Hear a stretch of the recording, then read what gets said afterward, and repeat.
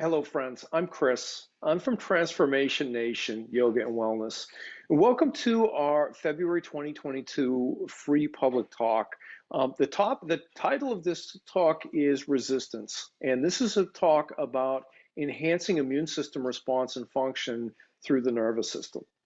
So to get the most out of this experience, you don't particularly need anything. There will be two practices associated with this.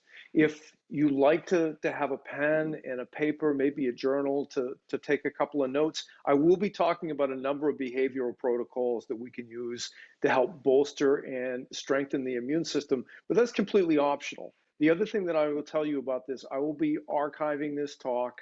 And I'll be providing free access to this through both my YouTube channel and my premium Vimeo channel in perpetuity until either the best available information that I have in this topic has changed or until it's no longer, what I'm sharing is no longer relevant. And given the topic, I can't imagine that. So we're going to get started here in just a moment. So if you like, pause your recording, grab a pen, pencil, and a journal. And then when you're ready, press play, and I'll meet you right back in your workspace for resistance.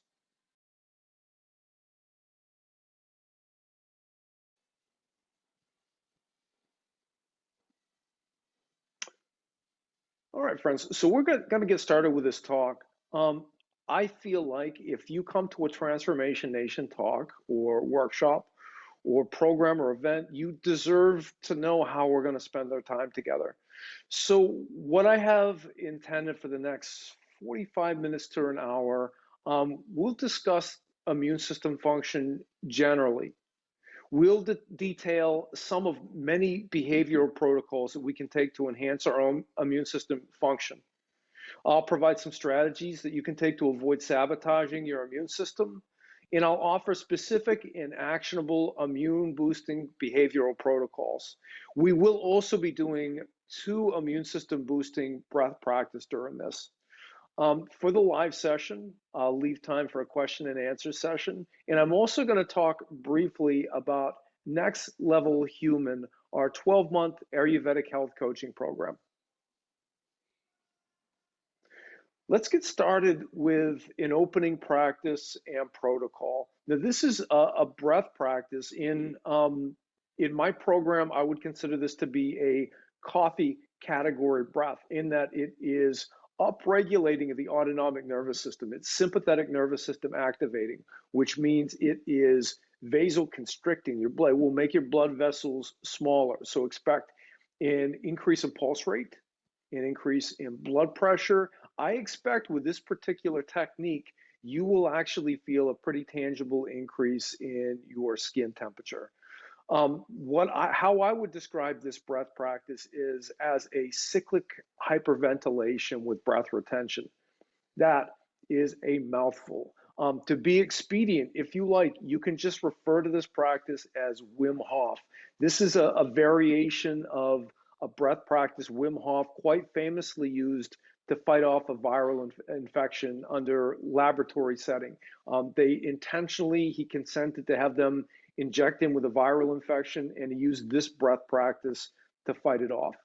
So I'll talk during our talk today about why this breath practice works. In general, for immune system response, I would really advocate more parasympathetic nervous system activating, so autonomic nervous system downregulating breath practices. This is an exception. I will tell you the mechanics of how it's going to work. So for the cyclic hyperventilation, we'll do 3 sets of 30. And I'll ask you to take a deep, life-affirming inhale through your nose and then an exhale through your mouth. No pauses, no interruption. So like a circular, continuous breath. So part 1 of the practice will look something like this.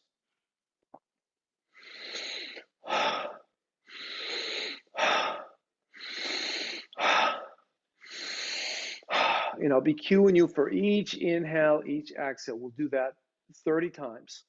In the second part of this, and we need to have both parts of this in order for this protocol to be effective, is a breath retention. So after the final exhale, I'll cue you to hold the breath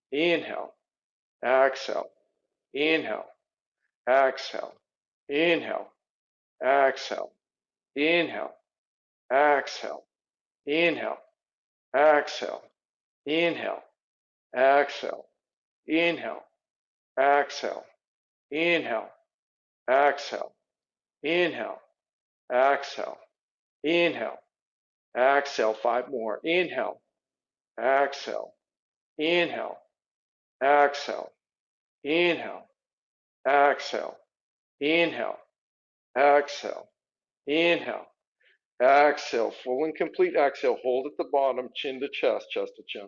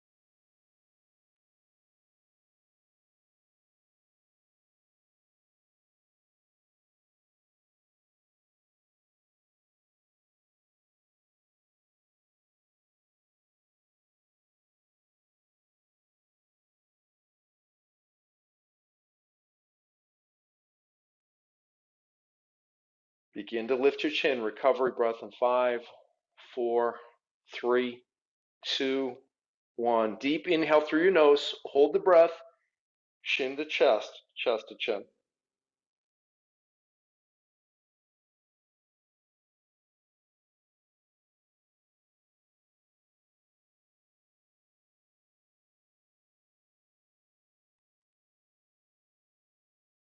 Lift your chin, exhale through your mouth.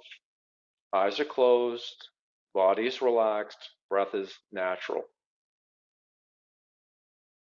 Great job, friends. That was our coffee category practice, cyclic hyperventilation with breath retention, or to be expedient, you can just call it Wim Hof.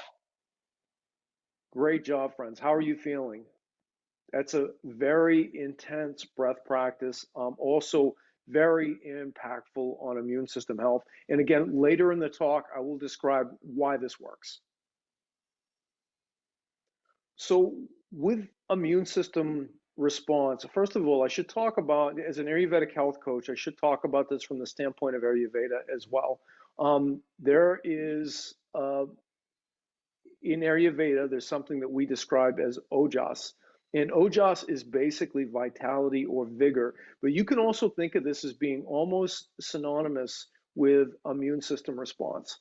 Um, we have a lot of control over some of the things that happen. Now, this could be an eye roller. What I'm going to share with you on this slide could potentially be a bit of an eye roll, because these are the things that we know that all of us should be doing. It doesn't mean that it's easy for us to do, but these are things that we can do that have a huge impact on our immune system response.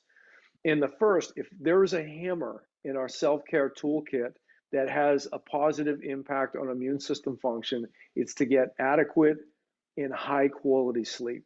So if there's one thing, if you have to triage and pick one thing in your self-care toolkit, if you work on optimizing for adequate and high quality sleep, that'll be the biggest thing that you can do for a healthy impact on your immune system function. We also need time outside. So we need to be taking in sunshine through our eyes both morning and evening. My Ayurveda and business teacher, Kate Stillman, talks about walking into the sunrise, walking into the sunset.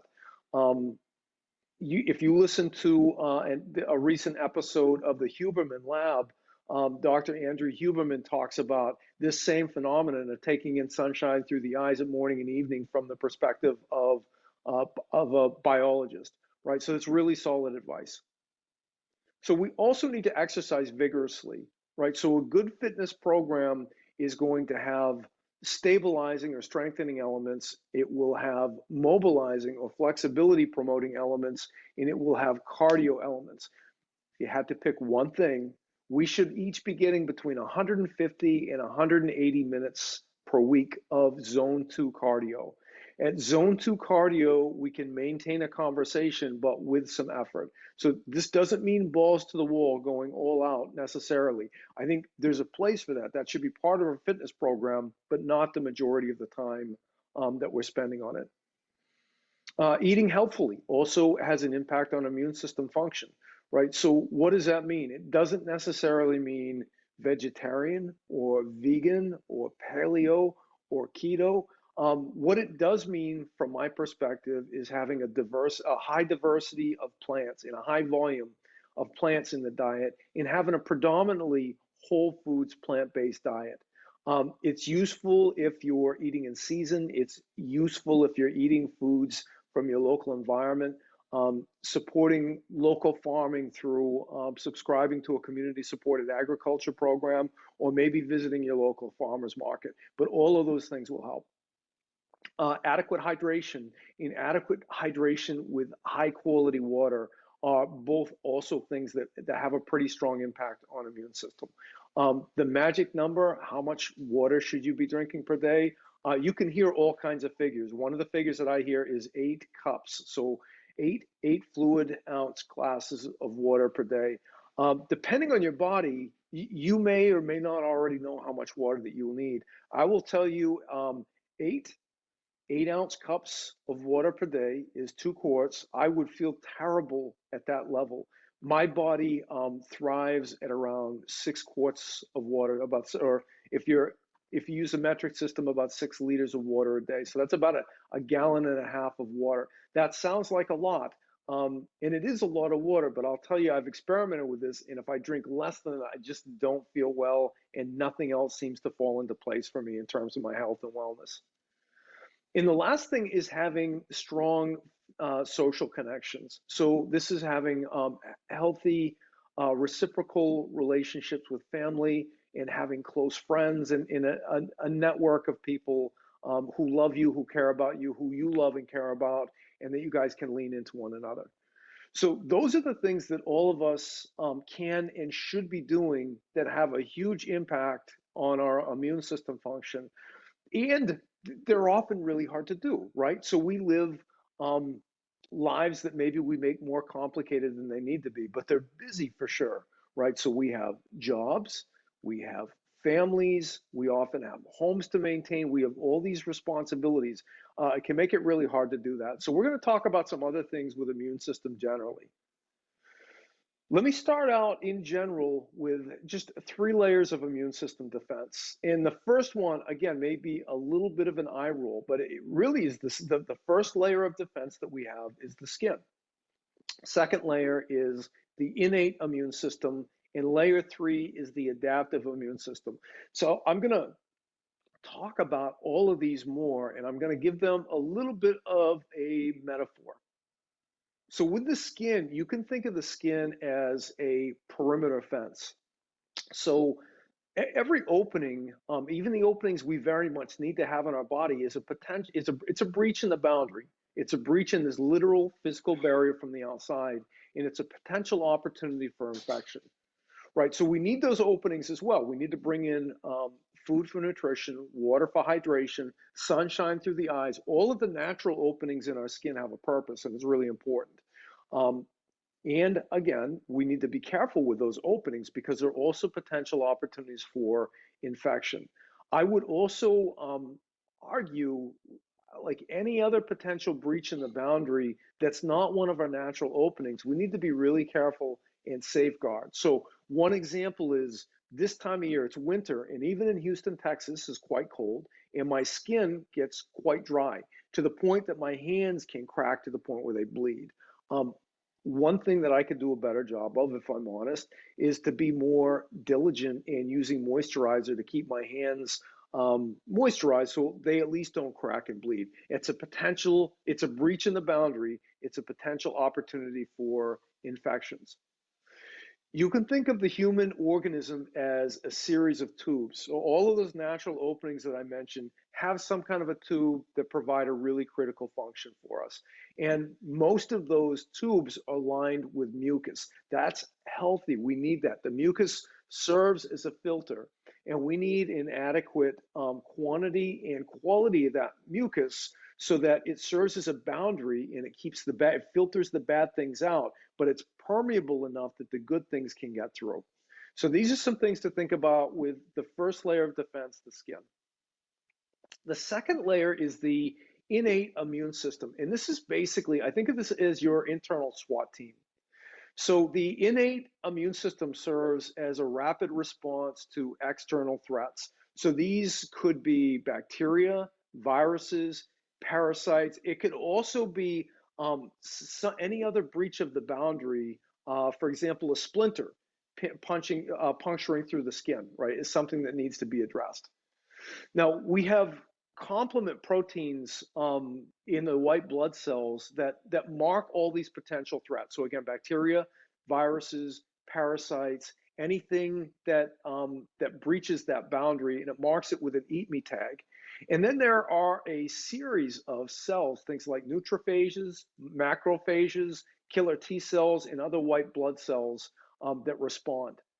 And we have cytokines that mark damaged cells. So the cells to which this external threat, whatever it is, has created damage that call out with help me. These are things like interleukin 6 and interleukin 8. So that's the role of the innate immune system. If something penetrates the barrier, this is the first thing that happens that comes to it. So this might be gross to talk about, but an example, the example of the splinter, if we don't address the splinter right away, or sometimes even if we do, the next day it'll swell, right? So interleukin 6, interleukin 8, these cytokines that mark help me, these are inflammatory cells. This is a natural, healthy type of inflammation. But then by the next morning, sometimes we have this white pus that's coming out of the sore, right? So the white pus could be the vanquished external threat. So the bacteria, viruses, or parasites that potentially rode in on that splinter. But they're also, the pus itself is actually the accumulation of white blood cells and some of these other cells that have responded to the potential threat. So might be gross to think about, but it's pretty cool because that's an indication that our internal SWAT team has responded to a threat and is doing its level best to take care of us. That brings us to layer 3, the adaptive immune system. So I think of this as the science division. So the role of the adaptive immune system, it's less of an immediate immune system, but it produces antibodies against potential bacteria, viruses, parasites, or physical invaders. Right, so it creates a memory of a prior infection. So if you get an infection, our adaptive immune system, the folks in our science division are working really hard to create leukocytes, white blood cells, red blood cells, stem cells. A lot of this activity happens in the bone marrow, so that if we have that or a similar infection come back later, we have the chemistry, the internal chemistry to address that threat as it comes up. So those are our 3 layers of defense. In terms of protocol, one thing that we can do is to maintain a robust gut microbiome. It is thought that 70% of immune function comes from the gut. So again, if you think of the Ayurvedic concept of Ojas as vitality, 70% of that immune function, 70% of that Ojas comes from the gut. In Ayurveda, the gut, the digestive tract, is critically important. So in Ayurveda, it's thought that all sources of dis-ease, which is a precursor condition that happens prior to, sometimes years prior to a legitimate disease that's diagnosable by the standards of Western medicine, it all happens in the gut, right? And ama, which is in Ayurveda, is confusion, which happens from basically from having poor habits. It manifests and creates inflammation in the body. So all of that inflammation from the standpoint of Ayurveda happens in the gut. So as far as health protocols, there are a number of things that we can do to help promote a healthy gut microbiome. First and foremost is to be a nose breather. So there are circumstances where we must breathe through our mouth. So maybe when we're talking, or when we're eating, or maybe if we've got a sinus infection, you know, um, innate immune system is working really hard to fight off that infection. Right now, our sinuses are clogged with mucus. We're not able to breathe. Then maybe it's okay to breathe through the nose, or the mouth, rather. But in general, for a whole bunch of reasons, not the least of which is that breathing through the nose helps to create more nitric oxide in the body, which is critically important to our health. We should be breathing through the nose virtually all the time. I talked about these openings that we have in our body. As important as these openings are, and as much as that each of them serves a really specific and important purpose, there are opportunities for potential infections. So another protocol that we can do is to keep the hands clean and avoid touching those openings. So eyes, nose, mouth, ears, all of that we should avoid touching. There is some social science that seems to indicate that one thing that happens after a person comes into contact with a new person, so maybe we've met a stranger, we shake hands, or a new environment, within like 45 seconds we've touched our eyes. I don't know what the reason for that is from an evolutionary biology standpoint, although I have some thoughts, I have some ideas on that. And it is a habit, so as instinctual as that may be for us, it is something that we can work on doing less. And the third protocol that we can do to maintain a robust gut microbiome is to eat 4 to 5 small servings per day of low sugar, small batch fermented foods.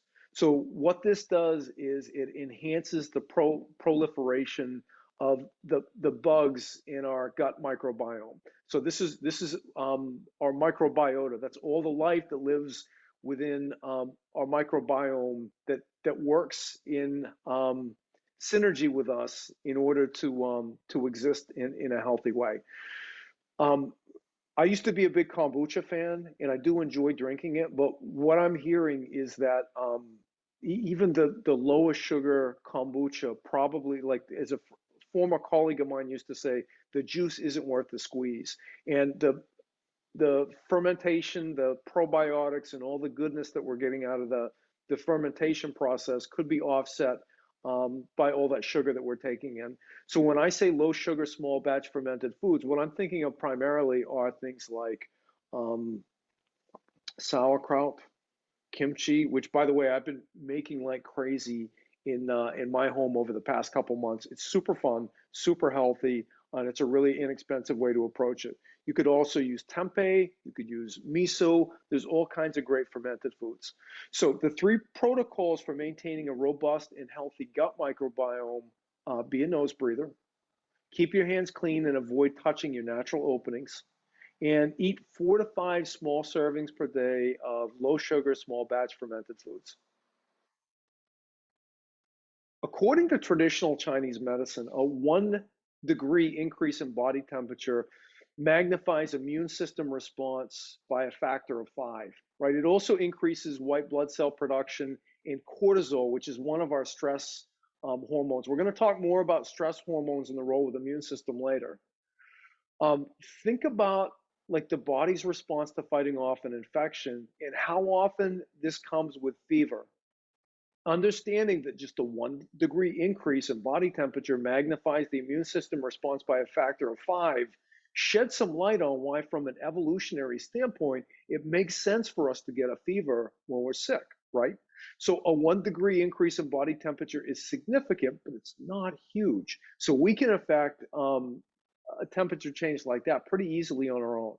So part of this, one of the ways that we can do this is through food sourcing, right? So if we eat foods that, from a standpoint of Ayurveda, if you're familiar with the gunas, foods that are rajasic, that have a high energy.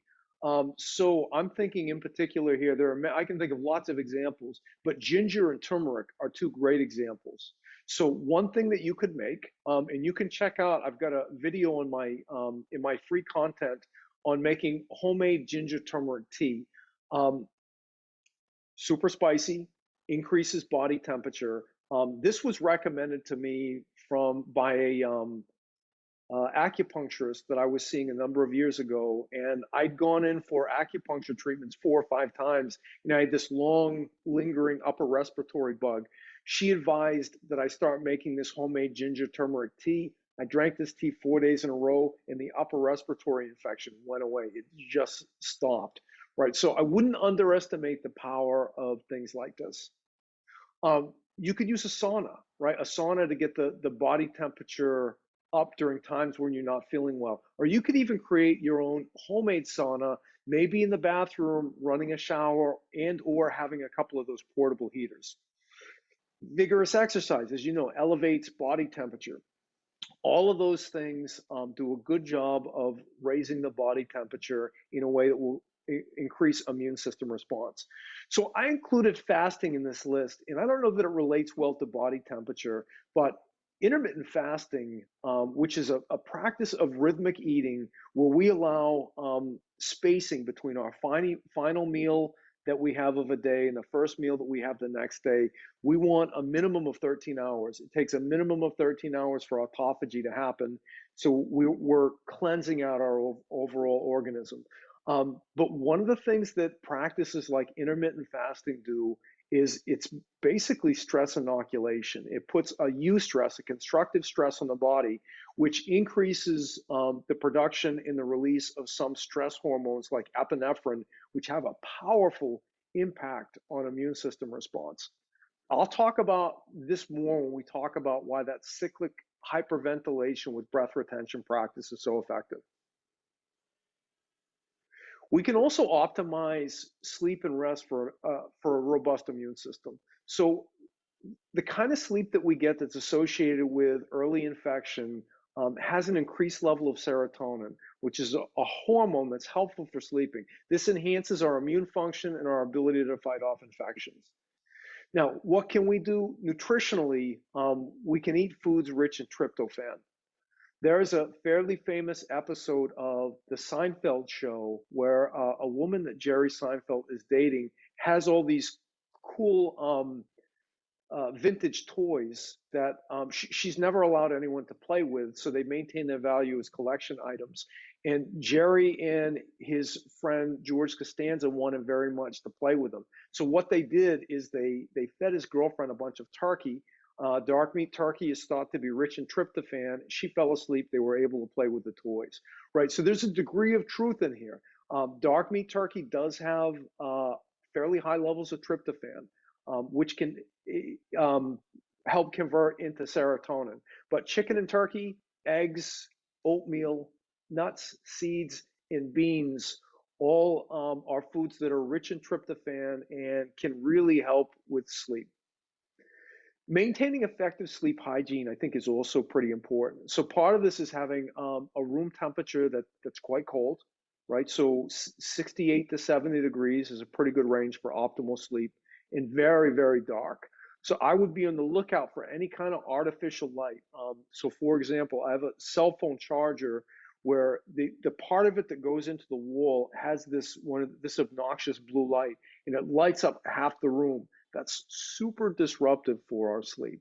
So I sleep with a sleep mask. I recommend a sleep mask for people. I think it helps keep the room dark. But I would also be really vigilant about checking out the room, making sure that like just a little piece of electrical tape over that little blue light will fix that as a potential problem. Being off of our devices and stopping work 2 to 3 hours before we go to sleep is also a really important step for effective sleep hygiene.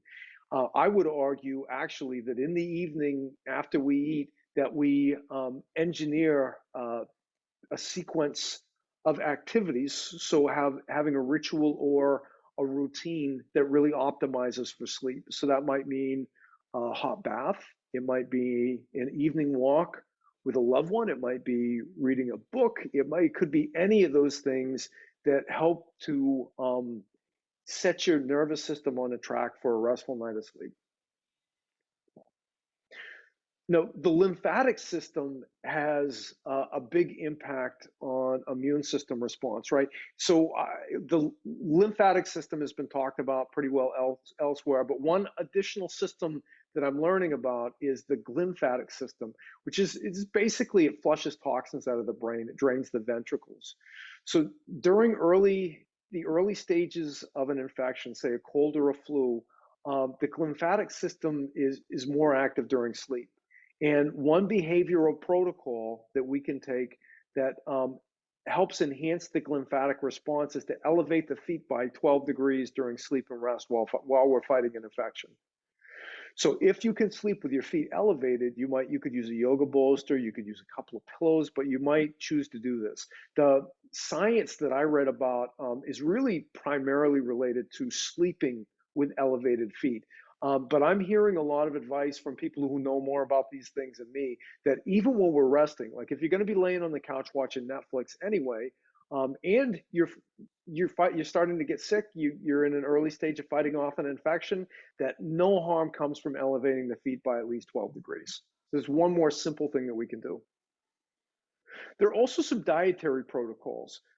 So one is to reduce the dietary iron that we have, and it's thought that iron in the diet is counterproductive to us fighting off an infection. So this is not to say that we shouldn't be working to get iron in our diet most of the time, but when we're sick, this might be a time to reduce iron. If you're familiar with the old adage, what is it? Feed a fever, starve a cold, right? It's thought that the reason, the science behind the starve a cold may involve reducing the level of iron in the diet. I already talked about increasing dietary tryptophan to convert to serotonin to help promote restful sleep. You could, and I would only recommend doing this during an infection, supplement with 5-HTP. 5-HTP also in the body converts to serotonin. And there's some science that says spirulina, which is made from algae, the spirulina that I have tastes a lot like sea vegetables. It's got a very, very strong and very, very salty flavor. And the amount that the science, that the research seems to indicate is really helpful are huge amounts of spirulina, on the order of 2 grams. That's a very big serving. But this is one other thing that you can do in terms of a dietary protocol to increased immune system response. Dopamine, increasing dopamine impacts the immune system in a really positive way as well. So one way that we can do that is through cold exposure. Similar to the what I talked about with the stress inoculation earlier, cold exposure really does this same thing. There's some science to indicate that if we spend 5 to 15 minutes, say, in an ice bath like this gentleman is here, we can also go to the sauna, do 5 minutes in the sauna, and then go back to the cold environment. This increases a lot of the stress hormones in the body. So things like epinephrine, norepinephrine, and cortisol. Again, I'm going to talk more about those when we talk about why that Wim Hof breath is so effective. But the other thing that the cold exposure does is after we get out of the cold environment, it increases the level of dopamine in the body, which again helps give us a more robust immune system response. The other source of dopamine that's I won't say is easy, that we can work on is to have a positive mindset. So people who have hope, who have an optimistic outlook, both of recovering from whatever kind of illness that they have in life in general, that kind of mindset increases dopamine, which again increases immune response. All right, so with the breath, in general, I talked about 70% of immune system function happening in the gut. And of the 2 divisions of the autonomic nervous system, sympathetic nervous system and parasympathetic nervous system, parasympathetic nervous system is our rest and digest nervous system. So when we induce a parasympathetic nervous system activation, the blood vessels in the gut fill back up. So in general, I think if we're going to use a breath to bolster immune system response, then a breath that is parasympathetic nervous system activating is a better bet. So we're going to close out the practice with a second breath practice. This will be a 4-16-8 lymphatic breathing practice. I'll tell you more about that in a moment. And there's really good research to indicate that with that cyclic hyperventilation with breath retention practice that we did earlier, which is very much sympathetic nervous system activating, has a huge impact on immune system response. As I mentioned, Wim Hof, quite famously, in a laboratory setting, volunteered to have E. coli injected into his system, and then he used that cyclic hyperventilation with breath retention practice to fight it off. So why does this work? The first thing I should say about this is there's been some research on just cyclic hyperventilation alone. It does not have the same response. Just breath retention alone does not have the same response. These two practices have to be paired together. And thankfully, as you got to see when we did that practice earlier, they work really well together.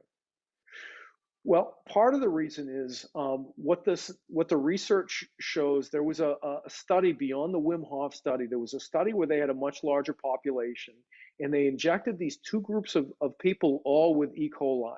And with one of the groups, they gave 0 behavioral protocols. They asked them to do nothing. That's our control group. With the second group, they gave 3 behavioral protocols. One of them is this Wim Hof breath, this cyclic hyperventilation with breath retention. And what they found out is the combination of those two elements of that breath practice, it turns on anti-inflammatory cytokines. So interleukin 6 and 8, I talked about earlier, those are both inflammatory. This breath practice turns those markers down, but it turns on markers like interleukin 10, which is anti-inflammatory. This practice also, again, it's stress inoculation. It is eustress. It's a positive stress. So it releases epinephrine, norepinephrine, and cortisol into the system. If you think about a time where maybe you were under the gun, maybe it was at work, maybe it was at school, and you're pushing really hard, burning the candle at both ends to try to make everything happen, and there's something going around. Everybody that you know is getting sick, but not you. And then you get to the end of that season at work, or you get the final exams at university, or whatever the situation is, you're finally able to rest and relax, and then bam, you get sick as a dog. This is the reason why. During that time of sympathetic nervous system activation, those stress hormones, again, if you think about sympathetic nervous system as fight, flight, or freeze, the job of sympathetic nervous system is to respond to threats, which can include bacteria, viruses, parasites. It makes sense, right? This breath practice also, it reduces blood oxygenation, particularly with the breath retention. So the hyperventilation will increase the oxygenation. The long retention will increase the proportion of carbon dioxide in the system. Interestingly, in the researcher who I listened to talk about this study, this breath practice also increases the pH level in the body, and it creates a more alkaline environment. So it's not a huge difference, but apparently it's pretty significant. So if you think of 7 as being neutral, anything higher than 7 is alkaline, right? So this breath practice takes the body's pH from about 7.4 to about 7.6, right? So it's a small degree of alkalinity, but it makes a really positive impact. And it's also thought that the increased level of epinephrine that we get from this breath practice reduces inflammation, which is also valuable when we're fighting off the infection.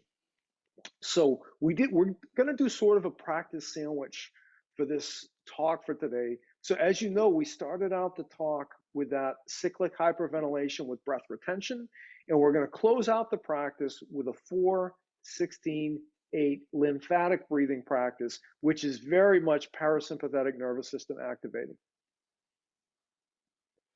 So with this 4-16-8 practice, what exactly does that mean? Well, when I'll cue you, it'll be a 4-count inhale through your nose. It'll be a 16-count breath retention. So if you remember that Jalandhara yogic chin lock that we did, you'll drop your chin to your chest, lift your chest up to your chin, you'll hold for a count of 16, then I'll cue you to lift your chin, exhale through your mouth for a count of 8. We're going to do this a total of 10 times. So as a parasympathetic nervous system activating breath practice, this particular practice increases, it is vasodilating. So it increases the openings of the blood vessels.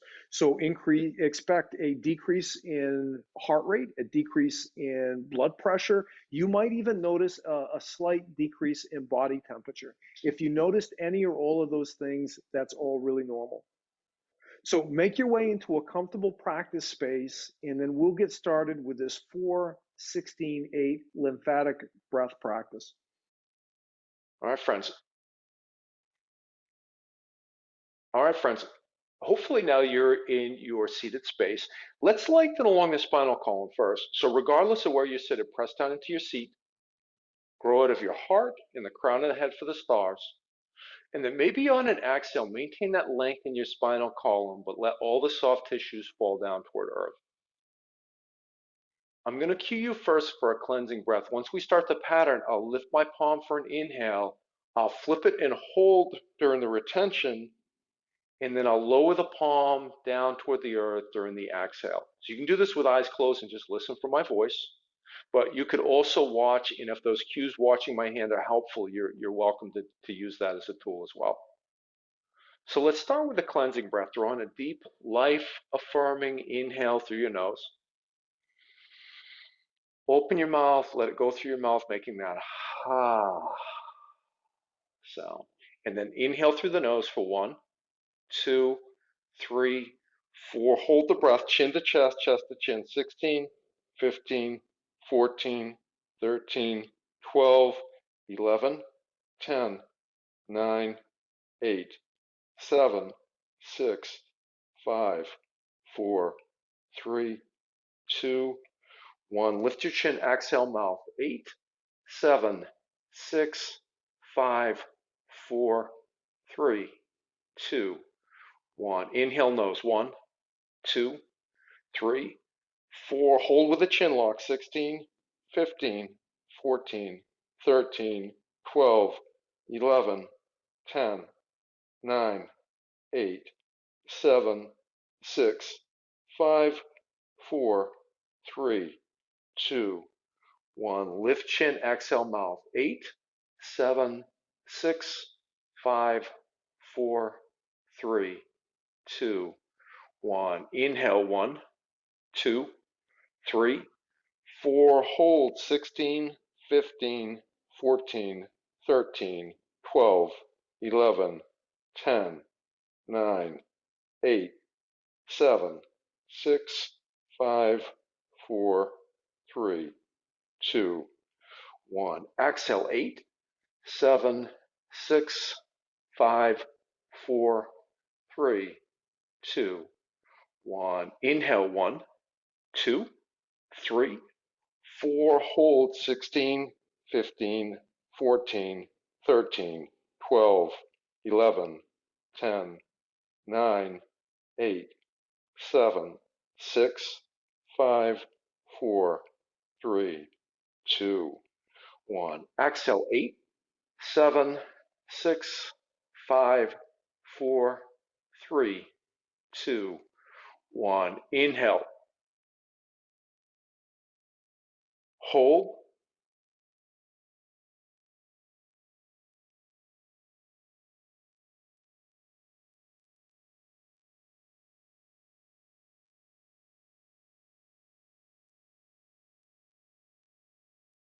Exhale.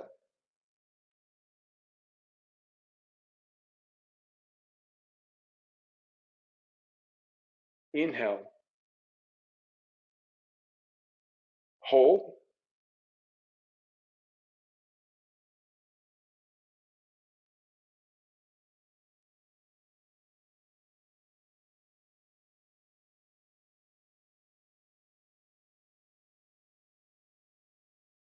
Exhale.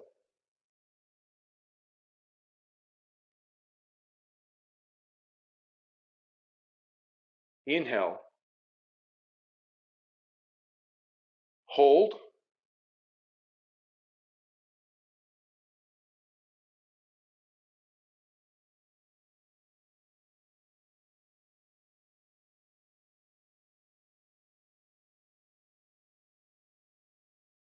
exhale.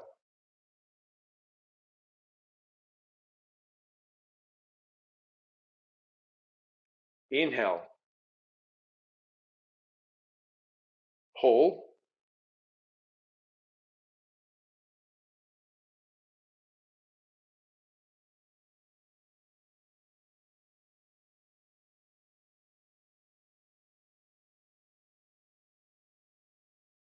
exhale.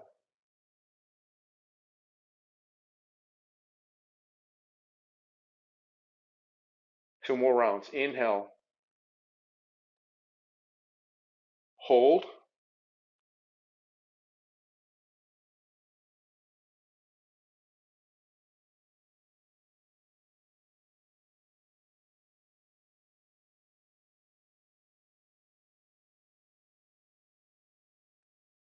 exhale.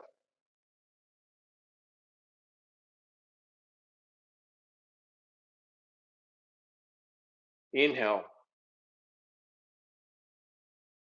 hold,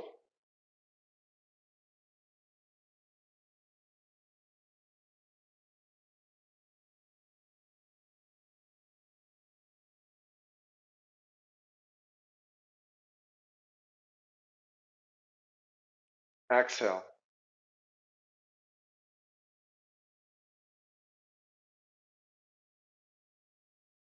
Eyes are closed, body is relaxed, breath is natural. Great job, friends. That was our 4-16-8 lymphatic breathing. This was a whiskey category breath practice. Great job, friends. How was that for you? Significantly different impact on the nervous system than I expect you found from the Wim Hof breath.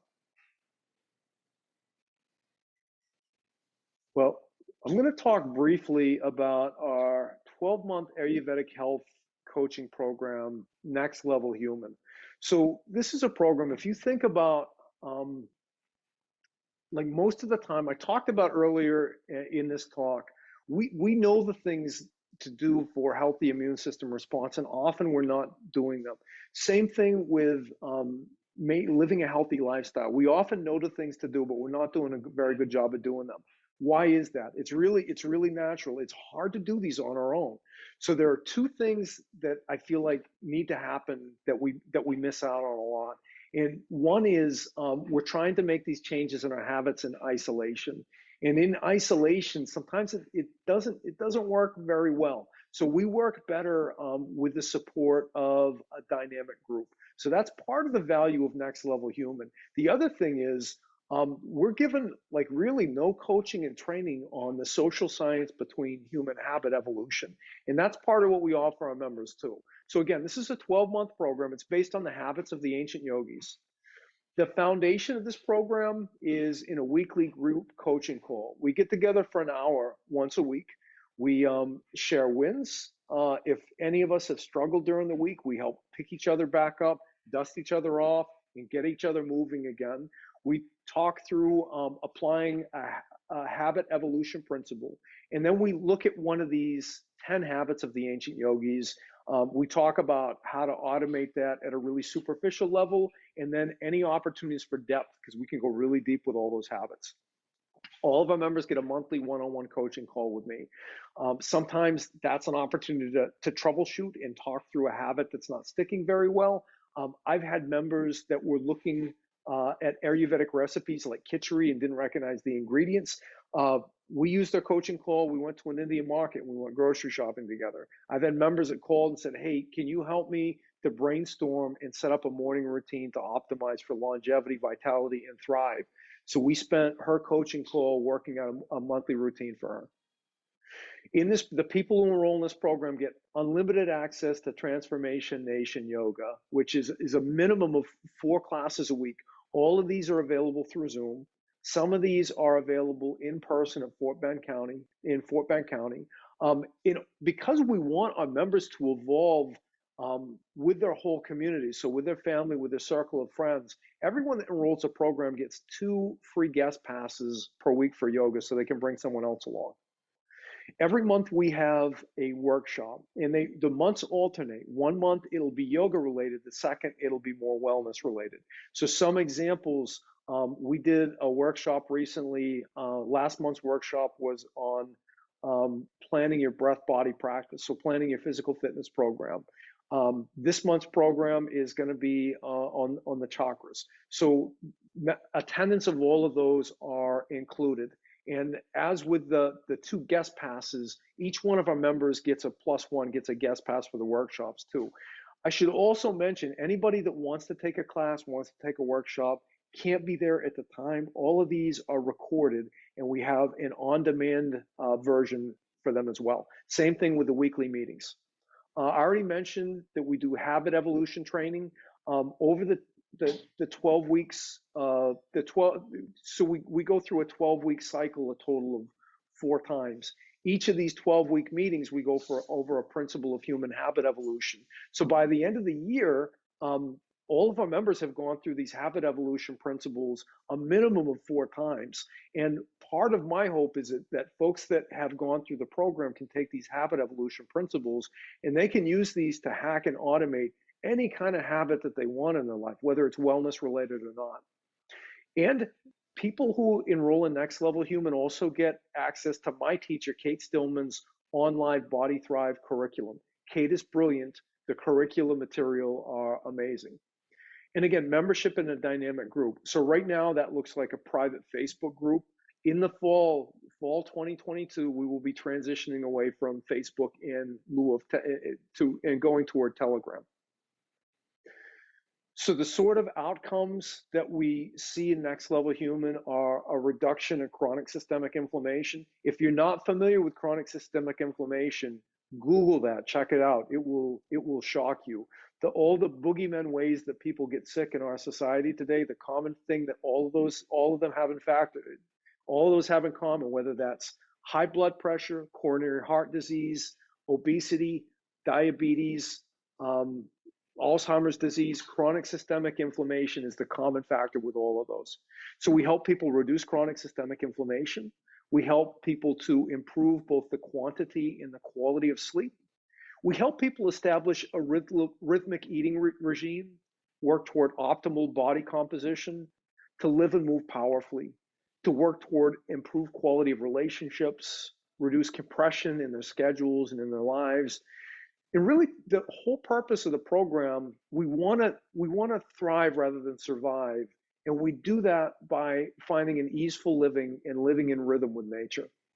So if you have any questions about Next Level Human, and if you think a program like this might be right for you, or it might be right for someone else in your life, I'd love to talk with you. Reach out to me, and we'll set up a free 30-minute strategy session.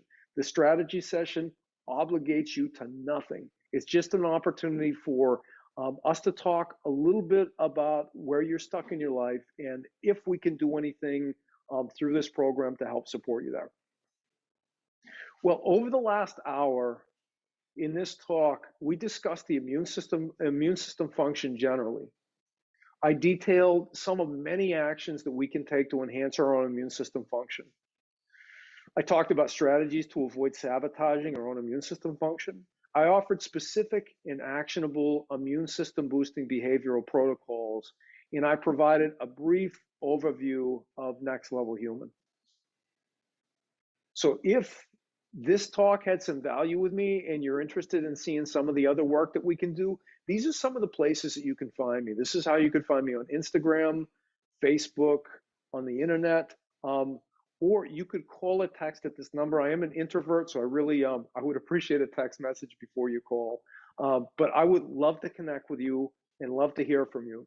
Again, friends, my name is Chris. I'm from Transformation Nation Yoga and Wellness. May you be happy. May you be healthy, may you be safe, and may you know peace.